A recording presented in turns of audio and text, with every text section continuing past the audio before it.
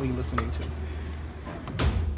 When I say you aren't listening, it's because I don't want to talk about things that don't matter. And everything is asked except for why are you protesting? They'll ask you, what do you think about the troops? It's not about the troops, it's about systemic racism, it's about lack of education, lack of equal housing. Well, what do you think about Trump? It has nothing to do with him. It's all about our criminal justice system, systemic racism, our school systems, and then they'll continue to go down this road, and the conversation is about everything but these issues. And so when I say you aren't listening, it's trying to force people to deal with what is actually happening to real Americans on a daily basis.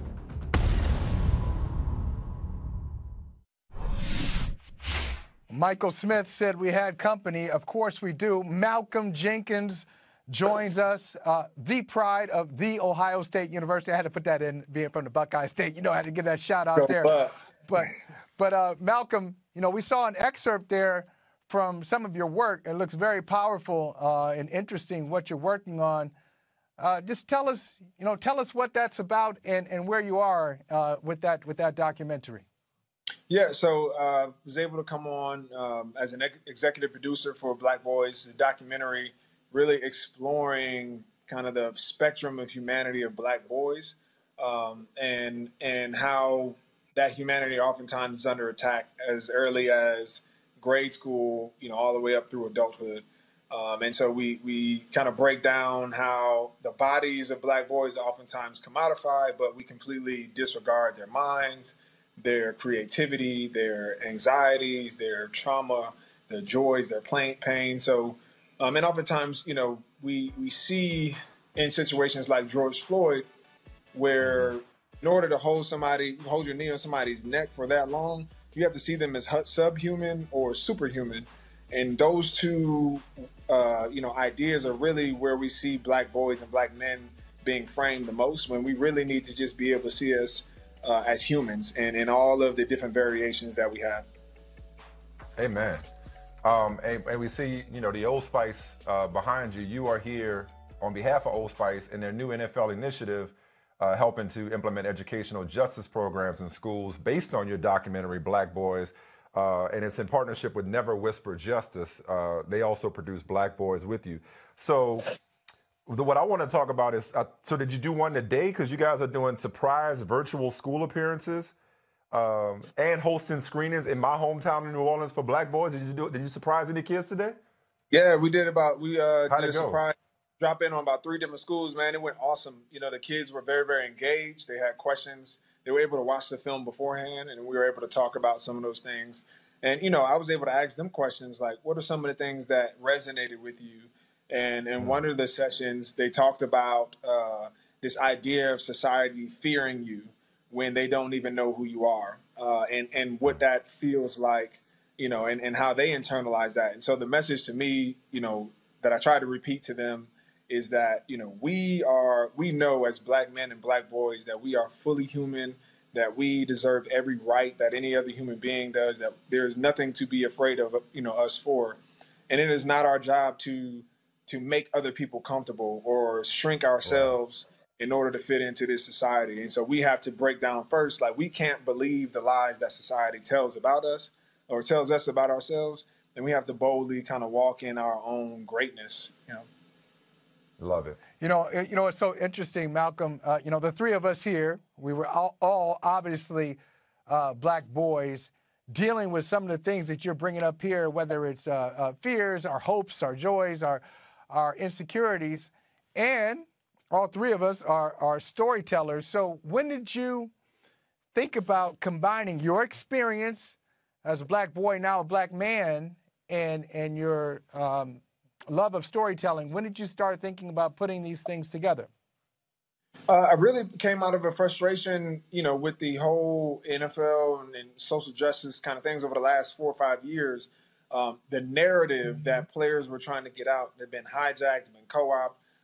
And so being able to own your own voice and your own narrative and telling your own stories was the motivation for me to start Listen Up Media, which is my production company. And Black Boys is the first project that we've been able to come on as an executive producer. And I think it's very, very important, especially in this moment, that we are able to tell our own stories, because our history, the dialogue oftentimes has been told about us, but not from us. Amen. That frustration, I want to stay with that theme for a second. Just obviously we started a season coming off of the so-called racial reckoning that this country experienced this off season. We see, in racism, it takes all of us, PSAs. There was something of a roll call, especially week one. Everybody in the media was more enamored with who did what versus, as you've been saying, versus the why. Just where do you think the so-called conversation is right now, specifically as it relates to pro football's role in that conversation? Yeah, I think we've been having the conversation for about 4 years now, and it's time to move past the conversation. Whenever you get to the point where it's easy, like you look at now, the NFL is promoting, players that are raising their fists, that are taking knees, where it was the total opposite just a few years ago. So now that it's safe and it's cool, then that means that we've already brought the awareness. We've done that. We've created the awareness. Now where's the action? And not just cutting checks and not just the statements and the hashtags, but like, how are we being politically active? How are we, helping people get ready to participate in this election? How are we using the leverage that we have as NFL players, as NFL owners, and as a league to push for different policy changes? Because we know that they lobby when it's their business interests, but how are they using that same leverage to, push forward the same communities that they use to make money and drive their league? And I think that's where players need to continue to push the envelope in that space. We've seen it at some small examples, but there's so much opportunity, I think, for this league to take a leadership role in really pushing for policy changes. Where do you think the league is? We were talking about this before you came on. I think the last time I saw you, Mike was saying the last time I saw you was out at Harvard. You were out there with Devin McCourty and others. We were talking about police brutality and implicit bias and a lot of other things that we continue to talk about today. But Jason McCourty said the NFL really doesn't care about us, talking about COVID and the approach there. How do you feel the league is doing with protocols and just when somebody tests positive, moving a game, postponing a game? Do you agree with Jason McCourty that there's not enough caring from the NFL on this? Well, I think we'd be foolish to believe that the NFL cares more about our safety than they do about their profits. Not to say that they don't care about our safety, because I think that the protocols that we have in place and the things that we've done all kind of off-season have been a work in progress in collaboration with the NFLPA. So they've been working with players, but obviously their bottom line is the main, priority. And I think everybody who came into this, at least the understanding was that, we're trying to play football in a pandemic. No amount of protocols is going to make this completely safe. There's going to be guys who get who contract COVID, and there might be guys who spread it. But are we doing as much as we can to eradicate or stop, the spread and make it through the season? That's really the goal. How do we make it through the season, knowing that those protocols will probably change as the virus changes? So I think it's a tough space, but I think we've done as much as we can do as a league and a union to make the protocol safe. But we are trying to play sports, a non-essential business, during a pandemic. I want to get on the field in a minute. The last night's game. Thank you for joining us the day after a game, a late game at that. This isn't so much of a question; it's just observation, man. Obviously, we've known each other for a while. I got a number of respect for you and the work that you do. Something that's always frustrated me is how we as Black people are charged with fixing a problem that we didn't create. You guys as athletes are, whenever you speak up for social injustice or racial justice, you're told to get in your communities and what are you doing? You know what I mean? And yet, Malcolm, you are doing the work. Yeah. And what's fascinating about this specific work, and again, Black Boys is streaming exclusively on Peacock. Check it out. It's very, very powerful. You know, you're here with Old Spice, who announced a 10-year initiative to help increase high school graduation rates by 10% through confidence and empowerment programs. I really want to hone in on what we talked about earlier with you speaking to these kids and showing them a film that highlights and celebrates their humanity. I guess, again, sorry, I hope you follow my train of thought, but how do you balance, like I said, trying to work to solve a problem that you didn't create, but yet you're finding constructive strategies? Maybe that's what I'm looking for, constructive strategies to really from the inside uplift, empower, you know, and educate these young people, but also just like help them to celebrate their own humanity. And like you said earlier, see them differently than the way society sees them. Am I making sense? Yeah, I think there's two sides to it, right? There's, you know, in your own house, right? I look at like Black people, what can we be doing for ourselves? And the biggest thing is we need to protect ourselves from the messages that we get about ourselves from as early as, you know, kindergarten all the way up through. We need to continue to reinforce that, like, we are more than just athletes and entertainers. We, you know, have always been intellectuals. We have always been creators, always have pushed our society forward. But then there's the other part of it when we talk about policy change and how do we actually move the hurdles and change the actual obstacles that are in front of Black boys and Black people. But those policies aren't for Black people because we understand fully who we are, that we're human and deserve everything. The policies are to tell everybody else, white, Black, whoever else, you know, that you must treat us this way. And so, you know, I think that's the way to frame kind of how I balance those things. The policy changes are for Black people. They're for everyone else who do not acknowledge that Black people, do not agree that Black people deserve the full rights of citizenship and the full rights of their humanity.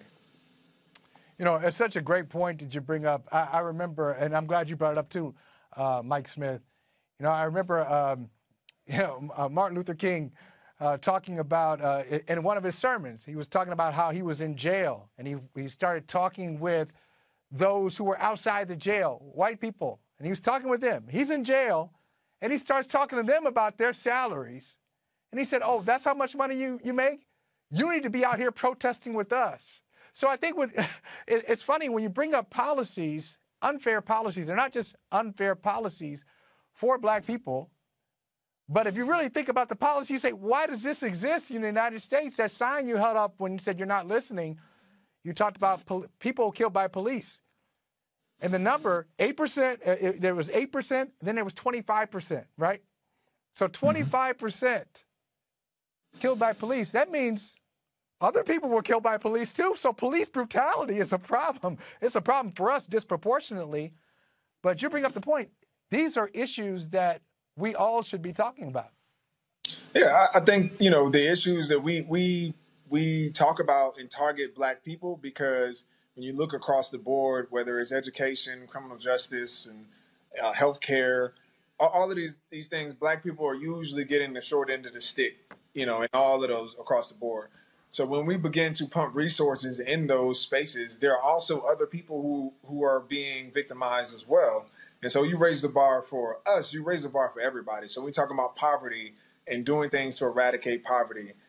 Black people are not the only poor people out there, you know, so all of these things have they not only help Black people who have been historically disenfranchised and marginalized, but they help us as an entire society because there are a ton of us that have the same issues and share the same plight, trying to live, you know, what we, you know, think the American dream is. I guess we got to talk football. We could just stay here all the time, but I am kind of curious about football. We don't necessarily have to talk football. We don't have to talk football, Mike. We don't have to. Well, listen, but we eventually have to let him go, and I do want to ask you a couple of football questions. We can do this all day, though, man. Right. Yo, you got a little salt and pepper in your beard. Your team is about to give you some serious, but you're about to get some serious gray hair. What is it with y'all in these deficits and these comebacks? Look, I'm from New Orleans. You know Saints fans' nerves are already bad as it is. Yeah. What is it about y'all team, man, that y'all find a way to win? It may not be pretty, but y'all are finding a way to overcome these deficits, especially the last couple of weeks. Yeah, I think, you know, we have extreme confidence in who we are as a team and where we want to go. But one thing that we understand about this league is that you have to, every game's not going to be pretty. You got to find a way to win, and that's all that matters. And I think there are a lot of things right now as a team that we're trying to get corrected. That the things that we need to change if we want to be playing significant football later in the year. But at the end of the day, you got to win a game and find ways to get out of that game with a victory. And that's what we'll continue to do, is always rally. It might not always be pretty, but, wins and losses is all that matters. Yo, man. Thank you for being so available. Did you know, before we let you go, you might have heard this already. I don't know if you heard it last night. In the third quarter last night, you missed your first snap since 2017. Oh, That's I know. Like you show up. 2006. What was it? Yeah, I'll ask you that. I'll sneak in one more question. What was it like for you to miss a snap for the first time since 2017 last night? I didn't like it. I mean, I'm always on the field. I've never, not been on the field probably since my rookie year. But we won the game, so that made me feel better about it.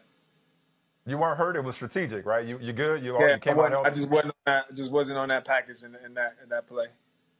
All right, well, we got to talk to Sean about that. We can't have that no more. Yes, definitely. Hey, thank you for being so generous with your time, man. Thank you. We appreciate it. Appreciate you guys. Thank you. Black Boys streaming exclusively on Peacock. Hi, I'm Mike Tirico, and thanks for watching. Make sure to hit subscribe for the latest news and highlights from NBC Sports.